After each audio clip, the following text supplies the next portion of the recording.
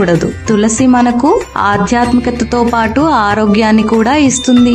మరి సైంటిఫిక్ గా కూడా తులసమ్మ మనకి ఎంత మేలు చేస్తుందో తెలుసుకోవాలంటే ముందుగా వేరే మొక్కల కంటే 4 రెట్ల ఆక్సిజన్ ఇస్తుందని మనం తెలుసుకోవాలి. అంతేకాక మనకి వచ్చే గాలిని కూడా ఫిల్టర్ చేయగలిగేంత శక్తి తనకుంది. తులసిలో anti bacterial, anti fungal properties ఉన్నాయి కాబట్టి ఆయుర్వేదంలో తులసి చాలా రకాల జబ్బులను నయం చేయడానికి వాడతారు. అంతెందుకు, ఆయుర్వేద ప్రకారం 24 గంటలు నానిన తులసి నీళ్లు తాగితే ఎలాంటి విషక్రిములు రావు.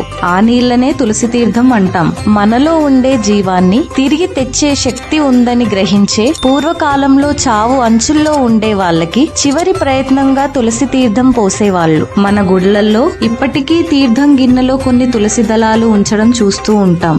ఎందుకంటే అది మనకెంతో మేలు చేయగలదు కాబట్టి. గొంతులో నొప్పి, జలుబు, దగ్గు, జ్వరం, అజీర్ణం, చెవి నొప్పి ఇలా అనేక రోగాలను నయం చేయగలిగే శక్తి తులసి సొంతం. తులసమ్మ మనకు దేవతతో సమానం.